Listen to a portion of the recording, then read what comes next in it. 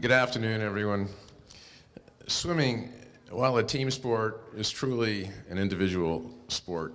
There's no assists in swimming, and everything you do is against the clock. The stopwatch is the gauge.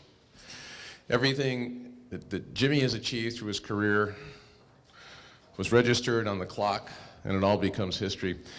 I want to reiterate some of his major achievements, but I want to tell you something about the person. You know, what is a person like who is this gifted? And Jim was really gifted. First off, if you think about the fact that he set 10 national prep school records, and he was here for 2 years, our seasons were 10 weeks long. So over the course of 20 weeks, he was averaging one national prep school record every other week. Think about that. Every other week, he was setting a national prep school record. And of course, the number of All-American awards that he won is at 12, and he managed to do this in 6 different events. Jim was truly unique, and as a person, he was very approachable in the classroom. He was very approachable on campus. But in the swimming pool, he was all business. And he really set the tone for that team. And I remember when we were doing our repeats, which were grueling. Roger Rolajczyk said how much he enjoyed practice. I don't think any of us ever enjoyed practice. It was just terrible. And the worst thing was when you got in a lane next to Jim Edwards, because Jim was so fast that you could never get ahead of him. So as you'd push off from the wall, after about 6 or 7 strokes, you were hopelessly behind. And you have no idea how big of a wake he made. And if you were in the lane next to him, you got all of the backwash. It was truly a terrible experience to have to swim next to him, but an honor to swim with him. I think Jim, as a former swimmer myself, and I can tell you this, that the thing that he is most proud of, is the fact that he was ranked number 5 in the world in the 100-meter freestyle, and number 6 in the world in the 200-meter freestyle. That's in the world. Our swimmer from Williston.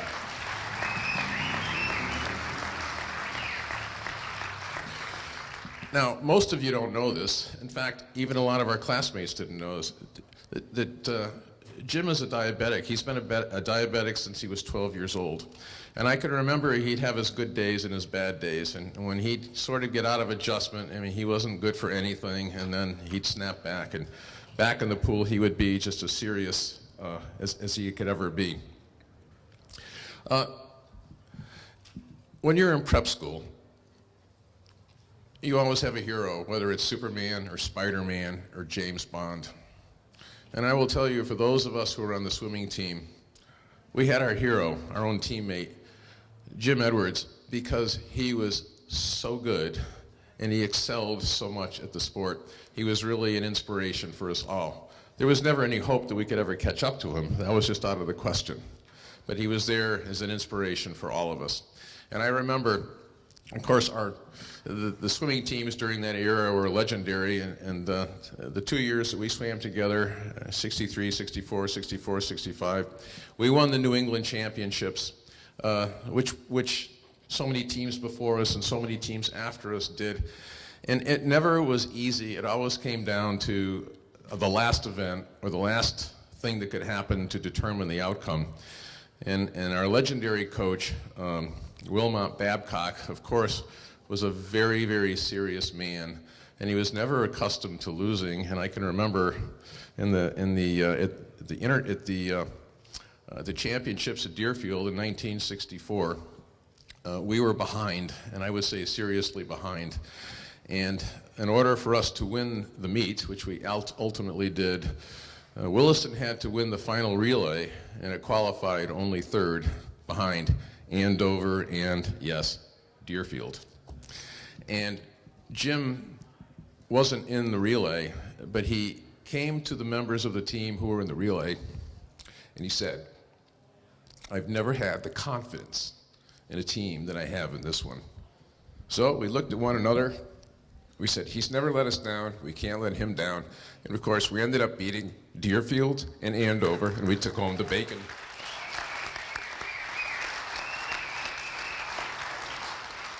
So I would like to introduce one of the finest swimmers in the world, and my hero, Jim Edwards.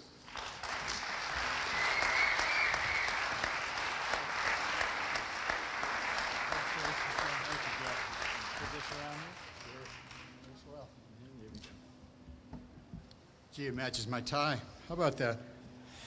I don't want to take much of your time.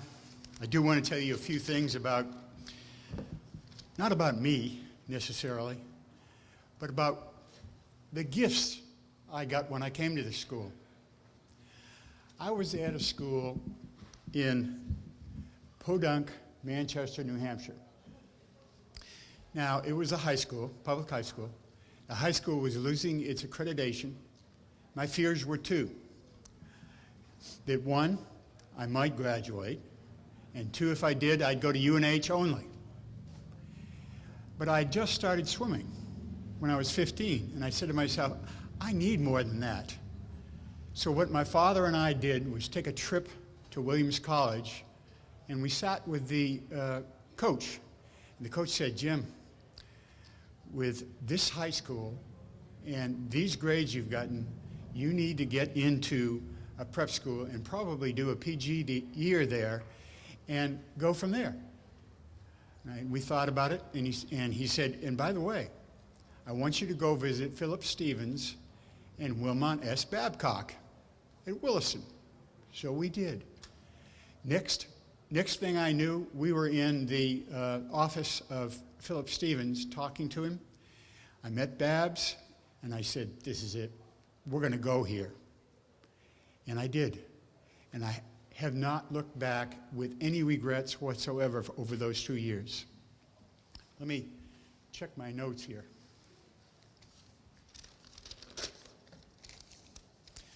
So, I lived in Campbell House for 2 years, right across the hall from David Beebe, with a bunch of other athletes in there. Had a great time. But why did I live there? It was a single room. We could study. And I didn't have the distraction that I always had in a high school of girls, because obviously we were just a men's school back then. I worked in Ford Hall in the cafeteria. I did this for two reasons. One, I could maintain my strict diet, which I couldn't necessarily maintain at the long tables that were out there. Boy, are they lucky now from where they eat. Oh. Anyway, and two, I could depend upon Alphonse back there to help me maintain my diet with the diabetes, which was very important to me. I have 4 vignettes to talk to you about. The vignettes deal with people who affected me very positively and taught me an awful lot at Williston. And I wouldn't be very surprised if other folks didn't learn some of the same heartfelt lessons that I did. First guy was Tom Kelly. Tom Kelly was my English teacher. Now, among other things, and this was during my first year, among other things, we learned how to do extemporaneous talking, speeches. And we would be in the Dodge room for these specific lessons that he had, and we would get in front of the podium like so and pick something from a hat, a subject matter. And the challenge was talk for 5 minutes on what you have there in front of you. What did that teach me? That taught me, among other things, the unplanned, imaginative thinking and expression of self, which I hadn't had before.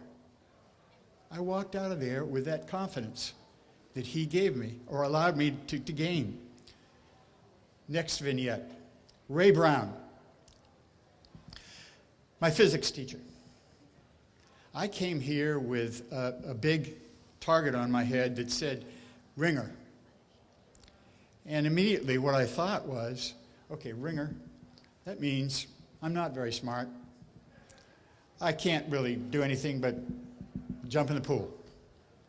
and didn't leave me feeling very well about myself. And I said, what am I going to really learn from this guy? Show people who you really are through your actions, is what he taught me. Show people what you really are through your actions. Another vignette, Rick Francis. Now, back in those days, Rick Francis was an ex-college quarterback. Had an arm on him, unbelievable.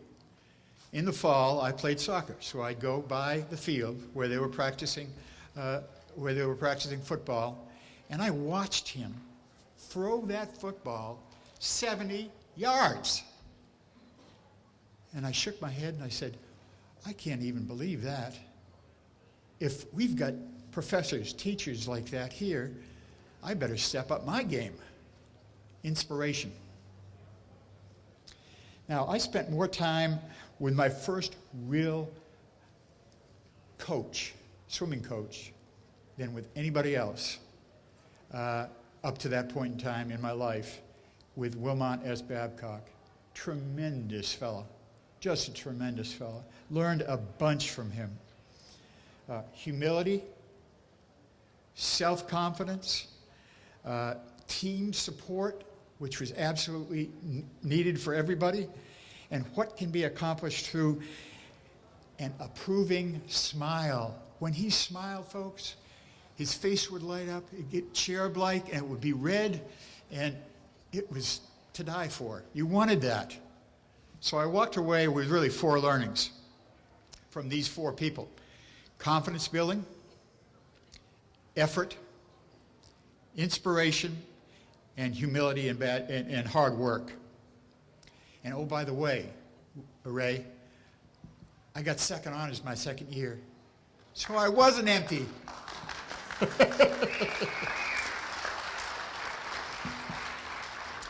I graduated and was accepted at UNC in Chapel Hill, where I attended 4 years and swam all 4 years.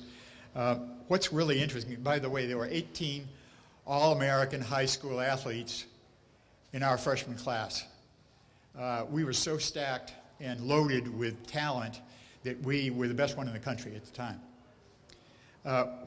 What really is significant for me in my career in swimming are the 2 years I was here and the 1 year that I was, my first year at UNC, which were my best years in swimming in my entire career, due to one thing, and that was the diabetes.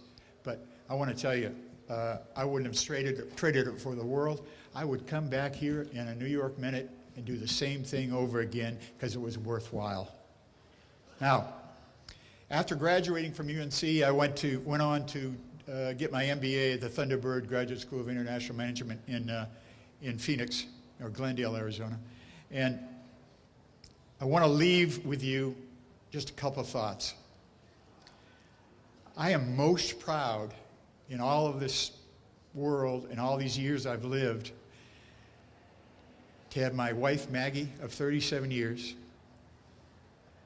to have my children Andrea, my daughter, my son John, the entrepreneur, and Joseph, my grandson, who is my brown belt in karate guy at 7.5 years old. The other thing I'm very proud of is the fact that I'm still alive after having diabetes for 56 years, and I was recognized by the Joslin Clinic in Boston for having had it when I had it for 50 years. So with that, I want to thank Jeff's committee. I appreciate very much the honor. I want to thank my fellow inductees. I want to thank this big guy for helping me out, because I hate talking about myself. And I want to thank all of you. We have every right to be happy that we're here. Thanks.